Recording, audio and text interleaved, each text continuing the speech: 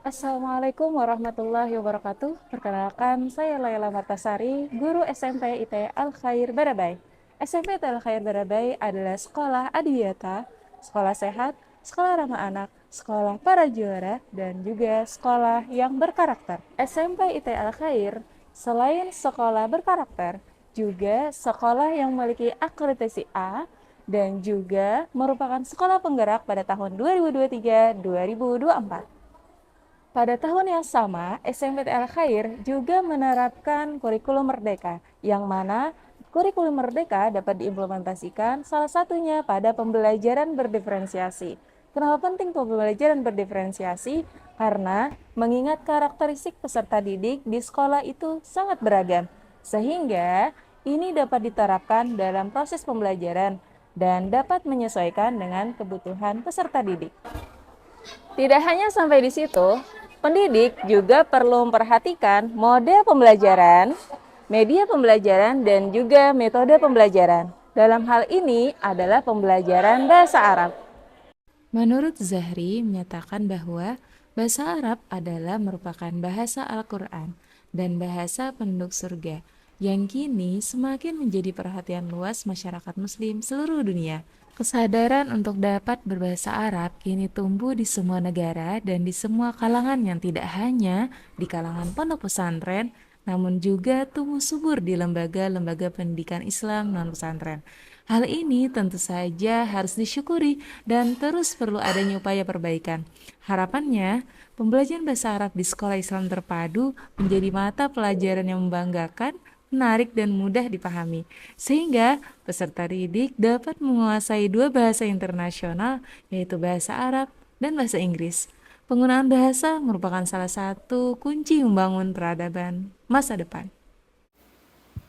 Prinsip pembelajaran dalam kurikulum merdeka diantaranya adalah pembelajaran yang dibuat dengan mempertimbangkan tahap perkembangan dan tingkat pencapaian saat ini, sesuai dengan keberhasilan belajar serta mencerminkan karakteristik dan perkembangan murid yang beragam, sehingga pembelajaran menjadi bermakna dan menyenangkan. Dengan melihat prinsip pembelajaran tersebut, kondisi yang berbeda di kelas yang saya ambil adalah kelas 9C di SMP Al Khair Barabai yang berjumlah 14 murid dan memiliki beragam karakter dan minat. Namun, guru yang kelas sebelumnya belum perhatikan kebutuhan belajar murid. Hal ini terlihat bahwa rendahnya motivasi belajar murid yang berdampak pada hasil belajar murid yang rendah. Selain hasil belajar yang rendah berdasarkan penyebaran angket yang dilakukan pada murid kelas 9C sehingga habis sekarang, didapati hasil sebesar 57% tidak memiliki pengetahuan terhadap bahasa Arab dasar. Hal ini menandakan bahwa pelajaran belum sepenuhnya diaplikasikan maupun belum tersampaikan secara utuh. Apalagi di era globalisasi saat ini, peserta didik diharapkan mampu meningkatkan dan mengaplikasikan dalam kehidupan nyata. Ada beberapa sebab mengapa praktik baik ini penting diaplikasikan, yakni pertama, dapat memberikan solusi terhadap permasalahan terkait rendahnya motivasi dan hasil belajar peserta didik. Yang kedua, dapat motivasi saya sebagai pengajar agar merancang pelajaran yang kreatif, inovatif, dan tepat, sehingga pembelajaran menjadi bermakna, menyenangkan bagi peserta didik dan mengarahkan kebutuhan belajar peserta didik.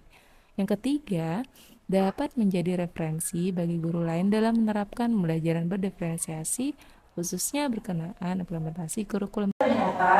Ini masih aktif. Dalam praktek ini, saya berperan sebagai guru yang bertanggung jawab dalam membuat dan melaksanakan pembelajaran bahasa Arab yang kreatif, inovatif, bermakna, dan menyenangkan bagi peserta didik, serta dapat mengarahkan, memfasilitasi kebutuhan belajar peserta didik, menggunakan model, metode, dan media pembelajaran yang tepat dan inovatif, sehingga dapat meningkatkan motivasi dan hasil belajar peserta didik dan mengenalkan bahasa asing yang sesuai dengan profil pelajar Pancasila, yaitu berkebinekaan global. Identifikasi masalah melalui refleksi diri, diskusi dengan kepala sekolah, rekan sejawat, dan peserta didik. Maka dari refleksi tersebut ada beberapa tantangan-tantangan yang telah terjadi, yaitu yang pertama, rendahnya motivasi dan hasil belajar peserta didik. Yang kedua, pembelajaran bersifat monoton dan berpusat pada guru, teacher learning, yang tanpa memperhatikan kebutuhan belajar peserta didik. Yang ketiga, sumber belajar hanya melalui buku. Yang keempat, guru kurang memanfaatkan media pembelajaran berbasis TIK. Yang kelima, peserta didik belum berperan aktif untuk mencari tahu kosakata maupun materi baru secara mandiri. Yang keenam, rendahnya pengetahuan peserta didik terhadap bahasa Arab. Dan yang ketujuh, lingkungan bahasa Arab yang masih belum diaplikasikan. Sejalan dengan beberapa problematika tersebut, maka disimpulkan bahwa tantangan yang saya hadapi adalah yang pertama, memilih model dan metode pembelajaran yang tepat agar peserta didik dapat berperan aktif sesuai dengan kebutuhan belajarnya. Kedua, menggunakan media pembelajaran berbasis teknologi yang inovatif, menyenangkan dan efektif. Yang ketiga, menyediakan berbagai sumber belajar yang relevan. Yang keempat, adanya proses belajar yang beragam untuk meningkatkan hasil belajar peserta didik. Yang kelima adalah pengintegrasian pembelajaran bahasa Arab dengan profil pelajar Pancasila, yakni beriman, bertakwa kepada Tuhan Yang Maha Esa, berakhlak mulia, berkebinekaan global, dan mandiri untuk menumbuhkan rasa cinta bahasa Arab. Nah, jadi berdasarkan hal tersebut, maka penulis tertarik untuk berbagi praktik baik bagaimana optimalisasi pembelajaran berdiferensiasi dengan metode Yful Learning berbasis OneZip pada materi isim istifham untuk meningkatkan pemahaman dan minat belajar bahasa Arab di kelas 9C SMPT Al Khair Barabai. Tahapan-tahapan yang dilakukan untuk menghadapi tantangan yang telah disebutkan di atas, yaitu pertama, tahapannya adalah mempelajari kajian literatur, mencari sumber inspirasi melalui berbagai sumber dan platform Merdeka Mengajar, serta berdiskusi dengan rekan sejawat untuk memilih metode, media, dan model pembelajaran yang tepat. Kemudian yang kedua, membuat rancangan pembelajaran yang kreatif, inovatif, efektif, bermakna, dan menyenangkan sesuai dengan kebutuhan belajar peserta didik. Dan yang ketiga, mengaplikasikan pembelajaran yang telah dibuat dan direncanakan. Setelah menentukan tahapan-tahapan yang akan dilakukan untuk menghadapi tantangan tersebut, saya selanjutnya menetapkan strategi yang dilakukan dalam praktek baik ini, yaitu penentuan strategi pembelajaran berdiferensiasi yang memperhatikan asesmen awal peserta didik, kemudian menjelaskan tahapan kegiatan pembelajaran yang dilaksanakan menggunakan metode Yful Learning di lingkungan sekolah.